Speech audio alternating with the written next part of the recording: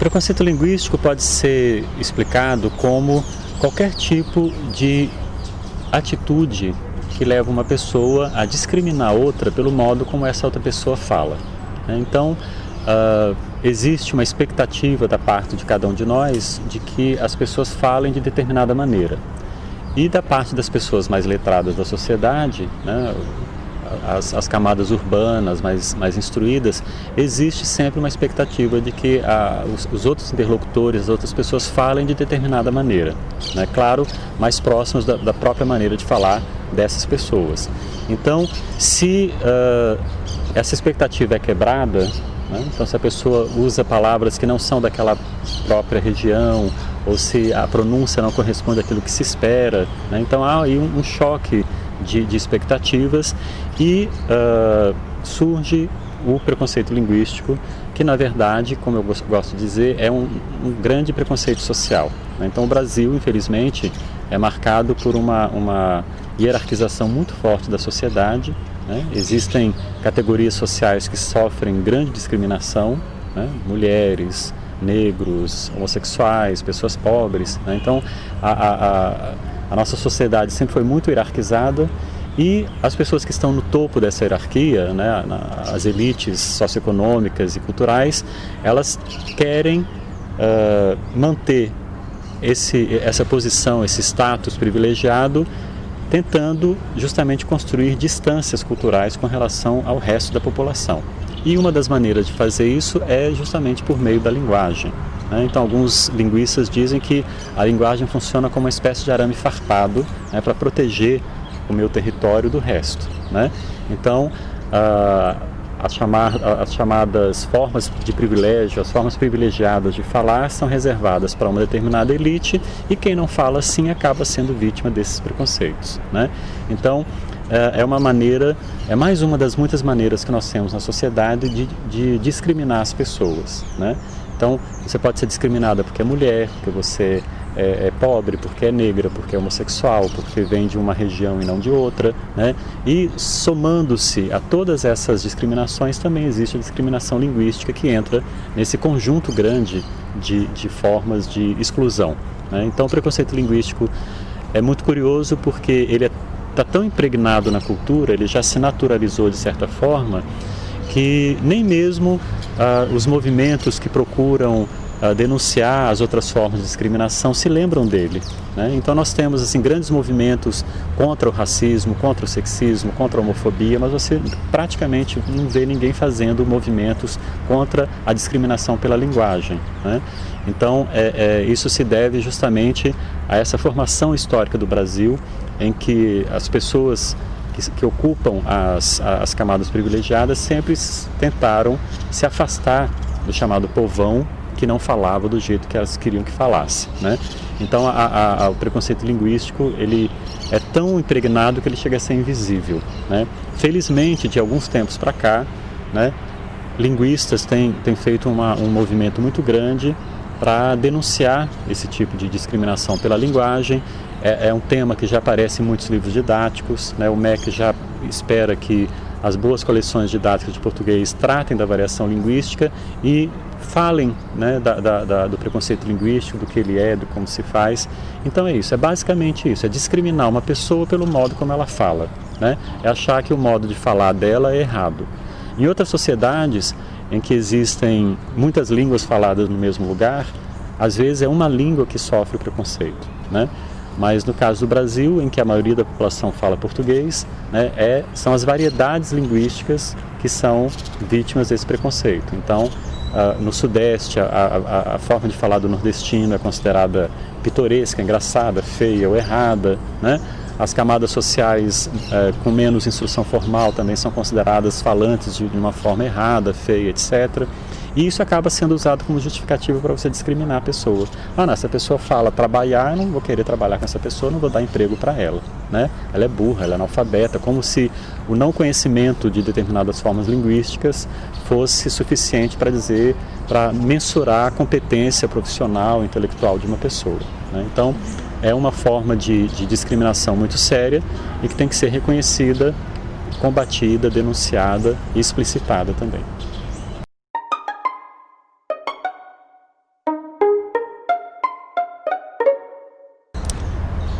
Os sociólogos costumam diferenciar o preconceito da discriminação.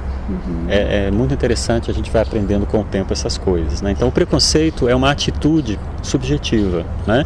É você olhar para uma pessoa e ver alguma coisa que não te agrada, mas você fica na sua. A discriminação é quando você põe em prática esses pré-julgamentos, esses preconceitos, essas suas atitudes subjetivas. Então, combater o preconceito é muito difícil, né? Porque ele é subjetivo, você não pode entrar na cabeça da pessoa.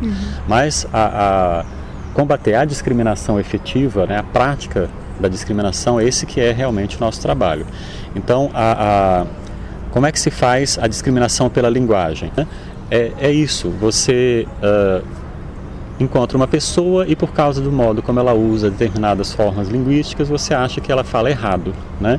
E a partir daí uma coisa que é muito comum, muitos relatos que a gente recolhe ao longo da história, pessoas que chegam, por exemplo, à escola falando de uma determinada maneira, moradores da zona rural ou de classes sociais privilegiadas, e imediatamente sofrem um preconceito linguístico, né? Fala assim, olha, essa pessoa, ele fala trabalhar, kkkk, aí sofre, né, o que hoje em dia se chama de bullying, né? Então, assim, aquela pessoa recebe um estigma, uma marca social de que fala errado, né? Infelizmente, havia também a contribuição dos próprios professores que ridicularizavam a forma de falar da pessoa, né? Então, nós temos uma história de muita gente que abandona a escola justamente por isso. A escola que deveria ser justamente a possibilidade da pessoa de ter acesso a outras maneiras de falar, as formas de privilégio, a escrita, a leitura, já espera que a pessoa entre ali já falando aquilo que ela deveria fornecer, né? Então é como você jogar a pessoa na piscina esperando que ela já saiba nadar, em vez de ensinar a pessoa a nadar, né? Essa é a questão. A discriminação se faz assim, né? Você pega uma determinada marca que é sempre social, né? Então a classe socioeconômica, a cor da pele, o sexo, o gênero, a orientação sexual e o modo de falar como elemento suficiente para você excluir aquela pessoa, né? Então, é negra, então já vai estar por fora das coisas que eu quero fazer, das pessoas com quem eu circulo. É mulher, então já tem problemas com ela. Ela, em vez de dizer para eu fazer, diz para mim fazer, então não presta, né? Então, são esses mecanismos de discriminação que existem em todas as áreas da sociedade e onde a língua também aparece como um desses instrumentos que podem servir de exclusão social. É assim que se faz a discriminação pela língua.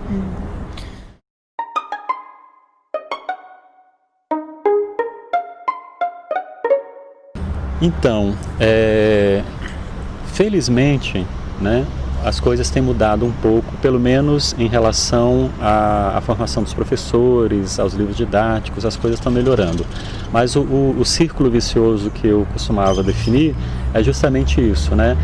A prevalência no ensino ainda do que a gente chama de gramática tradicional, então uma concepção de língua muito restrita, como se língua fosse só aquela coisinha assim pequena, só a escrita literária dos grandes escritores, como se as outras manifestações de linguagem, os outros gêneros textuais, a língua falada principalmente, fosse um uso defeituoso da língua, né? Então, essa prevalência da gramática tradicional é que cria um elemento muito importante de discriminação. Essa concepção de língua acaba sendo passada para o ensino, né? Então, o ensino muito voltado para as convenções, para a forma tradicional de ensinar, se baseia na gramática tradicional, e muitos livros didáticos ainda também se inspiram dessa forma. Então a gramática tradicional alimenta o ensino, que alimenta a produção de material didático, que reforça a gramática tradicional. Então vamos aí um círculo que vai girando, né? Felizmente, já há pelo menos uns 20 anos, as instâncias oficiais de educação no Brasil têm reconhecido esse problema, né, e têm produzido documentos em que há digamos, uma reivindicação em favor de que isso seja abandonado, né? Em que as discriminações pela linguagem não têm cabimento na escola, né? Ao contrário, é justamente a escola que é o primeiro contato do cidadão com o Estado. Não pode ser um contato autoritário e excludente, né? A escola tem que atrair o aluno, tem que fornecer a ele os direitos educacionais e culturais a que ele tem direito, né? Então, os documentos oficiais têm cobrado um ensino em que isso seja explicitado, né, em que a discriminação pela linguagem não seja feita, né. Isso está alterando um pouco o quadro. A própria noção de preconceito linguístico, que era praticamente desconhecida 20 anos atrás, entrou no linguajar das pessoas. Então os professores já falam disso, né. As pessoas que trabalham até com outras áreas, sem ser necessariamente da educação, né, na sociologia, na psicologia social, também já falam do preconceito linguístico, né, e virou um tema que já não é tão desconhecido, né. Então a contribuição aí dos linguistas que têm falado sobre isso é bem importante e bem reconhecida. Então, apesar de esse círculo vicioso formado pelo ensino tradicional, gramática tradicional e livros didáticos apoiados no ensino tradicional, ele ainda gira com bastante força, mas ele já é bastante criticado também, né? Então já existe uma reação a essa maneira de preservar o preconceito linguístico na sociedade.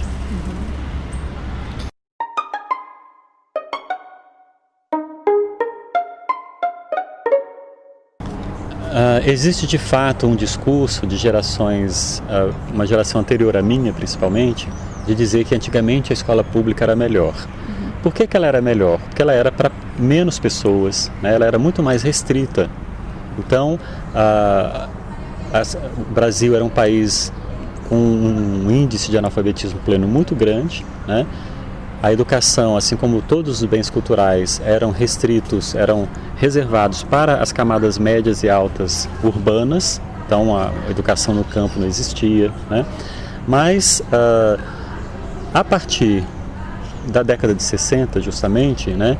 E a partir do profundo processo de urbanização do Brasil, hoje 85% da população brasileira vive em zona urbana.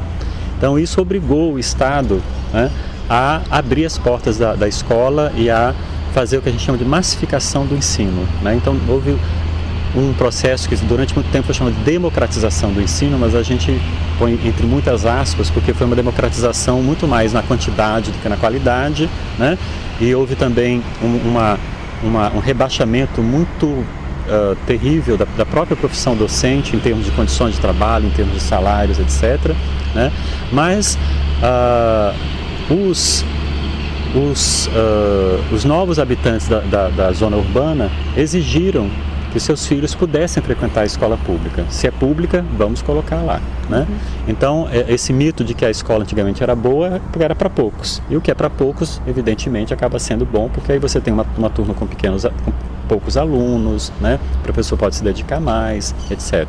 Então, esse é o grande mito.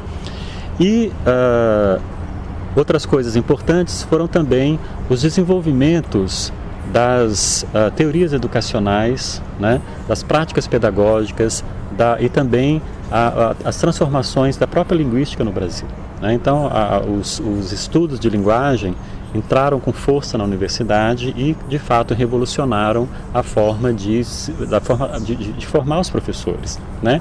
Então, durante muito tempo, o professor era formado dentro da perspectiva tradicional, né, para ensinar a gramática normativa daquele jeito, né, e a linguística veio dizer que não é assim.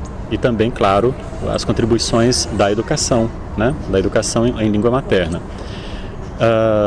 De tal modo, essa pressão que começou muito forte nos anos 80, ela acabou se refletindo nos próprios documentos oficiais, como é o caso dos parâmetros curriculares nacionais, que saíram no final da década de 90 e que foram elaborados por um grande grupo de linguistas, né, principalmente aqui de São Paulo, que já vinham refletindo muito sobre isso, né? Então são contribuições que vieram da educação, né, com o grande impacto do método Paulo Freire, né, que é sempre bom reforçar. O Paulo Freire é um educador reconhecido internacionalmente, então nós temos que ter orgulho de ter na nossa história educacional um pensador como ele, né?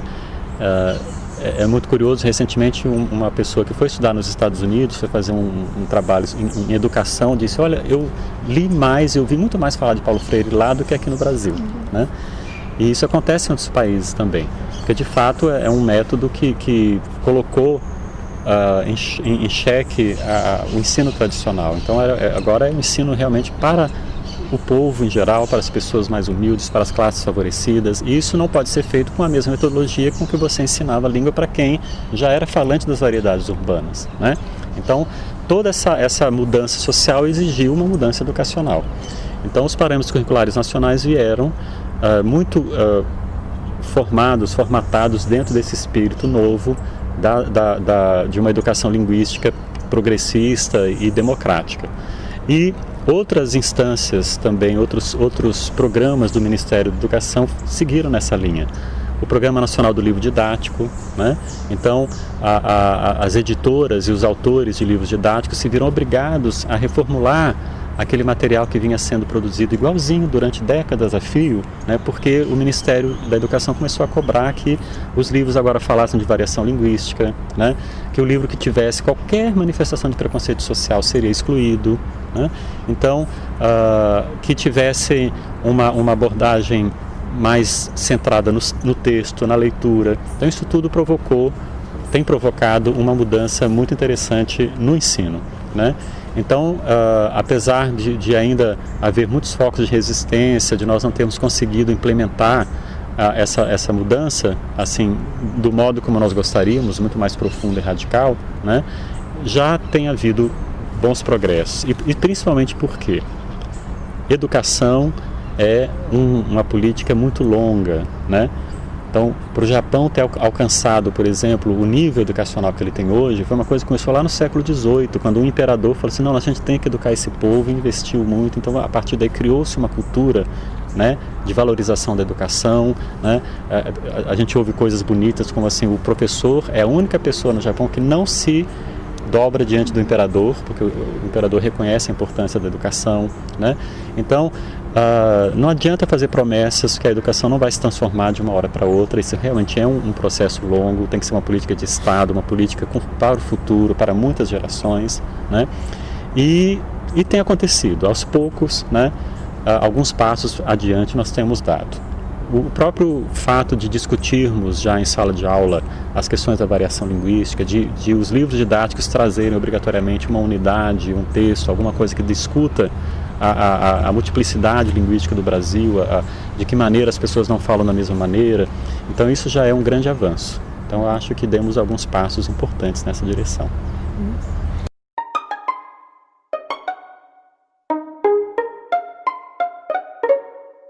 Bom, antes de mais nada, é preciso uma mudança de atitude, né? A própria relação do professor com a língua, com o seu objeto e o seu objetivo de ensino, tem que passar por uma visão de o que é língua, para começar, né? Então, a concepção mais abrangente, mais ampliada, mais cientificamente embasada do que é língua, saber que a língua não é um bloco fechado, não é uma coisa homogênea, que a característica principal das línguas humanas é a sua heterogeneidade, né? Que num país como o Brasil, imenso como é, com uma população tão grande, é impossível esperar que todo mundo fale igual, fale da mesma maneira, né? Então, da mesma maneira como nós temos que valorizar as diferenças culturais dentro das nossas regiões, né? A gente valoriza, olha, a música, como é variada, o folclore, a culinária, também os modos de falar a língua. Isso tem que ser valorizado como riquezas culturais do nosso patrimônio, né, imaterial, como se diz. Então, mas é claro que isso não pode partir assim do nada. O professor não vai receber um jato de luz e de repente mudar de atitude, né? A principal fonte para isso, claro, é a formação, né? Então, a formação que o docente recebe na universidade, nos seus cursos de formação, né, na pedagogia, na área de letras, né? O que estamos fazendo nas universidades dentro desse processo de formação dos professores, né? Então, para mim, é o fundamental. Então, por exemplo, eu critico muito o próprio nome do curso de letras, né? Letras é uma designação muito antiquada, isso é século XIX, né? Nós deveríamos trabalhar agora com ciências da linguagem, estudos da linguagem, porque letras dá a impressão que só vamos estudar aquela literatura consagrada, né? Vamos estudar latim e grego, né? Então, era preciso modificar, mas ok, o nome pode ficar o mesmo, mas vamos modificar o que está ali dentro, né? Quais são as disciplinas que realmente interessam para a pessoa que vai enfrentar a sala de aula, né? Então, uma boa formação linguística, teórica, mas também uma boa formação na área de práticas pedagógicas, né? Análise de livro didático, um estudo bem formado da variação linguística, da sociolinguística, de que maneira a língua se reflete, ela reflete essa variação social. Então, para mim, o mais importante mesmo é nós nos concentrarmos na formação dos professores. Para mim, é o ponto mais importante, né? Porque você não pode ficar esperando que a pessoa vá sair da universidade, onde ela não teve acesso a essas coisas, de repente vai promover uma nova educação linguística, né? Então, uma política educacional de formação de professores é muito, muito importante.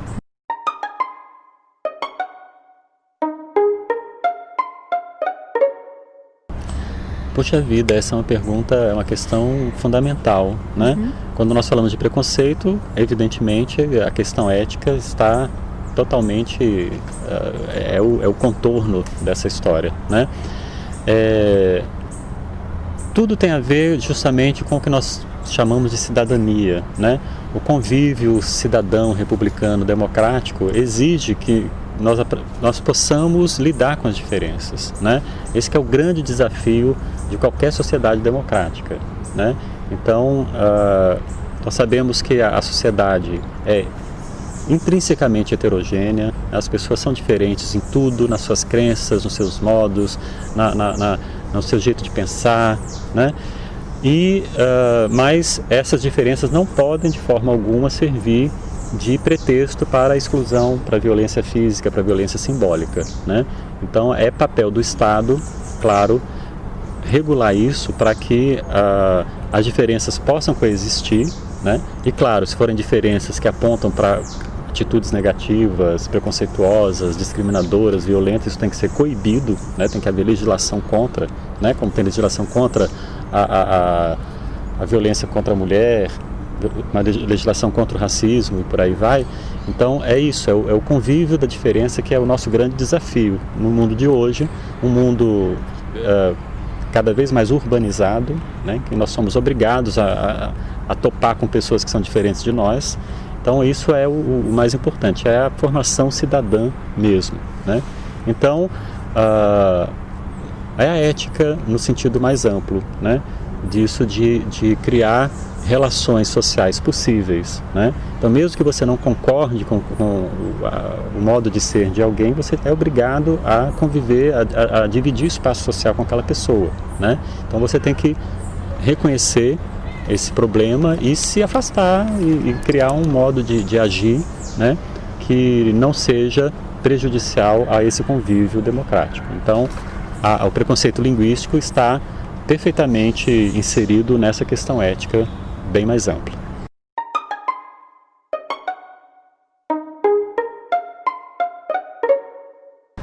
Olha, essa é uma questão muito interessante porque ela vem sendo abordada pelas pessoas que se debruçam sobre isso já há bastante tempo, né?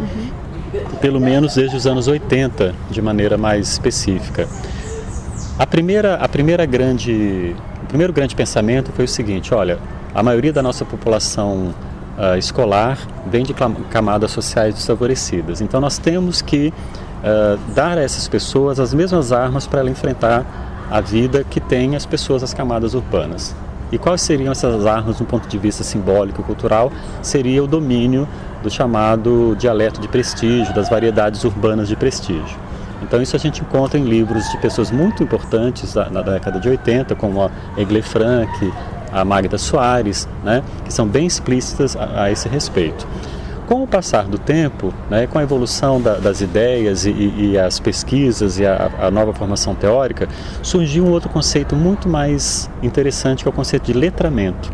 Então a função da escola não é ensinar uma determinada norma, seja ela qual for, né, mas permitir ao seu frequentador, né, aos aprendizes, o acesso a essa multiplicidade de usos da língua que circula na sociedade, né? Então as noções de gênero textual, né? Então nós não falamos a língua de maneira absolutamente solta, né? Tudo que nós falamos está dentro de um tipo de discurso, dentro de um gênero textual, né? Para atender expectativas, né? Então essa noção de que a língua não se manifesta a não ser em forma de texto e de discurso. Então veja, quando nós comparamos as reflexões da Magda Soares dos anos 80 com as mais recentes, né, a gente vê que mudou muito. Então não se trata mais de ensinar norma nenhuma, mas de permitir aos estudantes o acesso ao maior número possível de manifestações da língua. Entre elas, claro, a literatura consagrada, textos escritos num padrão mais formal, né, de maneira justamente que a pessoa possa ver que a língua varia, né, que se eu estou escrevendo uma carta pessoal, eu vou usar formas gramaticais que são diferentes se eu estiver escrevendo um artigo científico, né, que um verbete dicionário é diferente de um texto de divulgação científica, de um editorial jornalístico. Então esse trabalho, essa manipulação, essa leitura e produção de textos variados em muitos gêneros diferentes que permite isso, que permite o letramento, né? Porque a ideia de ensinar uma determinada norma já ficou, ela também é uma forma de preconceito, né? Então, e porque muitas pessoas interpretavam isso como substituição, tá? Então você não precisa mais falar do jeito que você aprendeu com a sua mãe, com seu pai, com a sua comunidade, você agora esquece isso tudo e você vai aprender a falar uma língua nova, uma forma nova de falar. Então essa ideia foi totalmente abandonada em favor do que a gente chama de ampliação do repertório linguístico. Então aquilo que você traz para a escola vai ser valorizado e nós vamos agora ampliar o seu leque de possibilidades. Você vai conhecer outras maneiras de falar, outras maneiras de ler, você vai entrar em contato com o mundo da escrita, né? Então o ensino, principalmente o ensino da norma padrão, que é uma coisa muito antiga, antiquada, que se baseia assim numa ideia de língua muito ultrapassada, né? A língua dos grandes escritores, de preferência mortos há 200 anos, lá em Portugal. Então essa norma padrão não pode mais ser ensinada, né? Porque ela é anacrônica, né? Como é que você vai ensinar uma pessoa, assim, efetivamente, explicitamente, a usar o pronome vós em todas as suas formas gramaticais, se isso não é usado mais no Brasil há muito tempo, né? É claro que você não vai esconder da pessoa que existiu uma época, porque de repente ela vai ler um texto antigo, ou um texto, por exemplo, da Bíblia, vai encontrar lá, vós sois o sal da terra. Então o que é isso? Olha, era um pronome que se usava antigamente, hoje em dia não se usa mais, a gente diz vocês, ou então os senhores, as senhoras, né? A língua mudou. Então é não esconder a realidade linguística, mostrar como a língua era no passado, como ela está no presente, as mudanças que estão ocorrendo, né? Então realmente desdobrar em sala de aula esse mosaico que é a língua em todos os seus usos possíveis, né? Então quando a gente conseguir fazer isso na escola vai ser maravilhoso, né? Acabar com essa ideia de que o lugar da escola é para você aprender uma coisa em termos de língua, que é aquele padrão, e que o resto tudo está errado, né? Então essa que é a grande transformação. O conceito de letramento, que para mim é fundamental.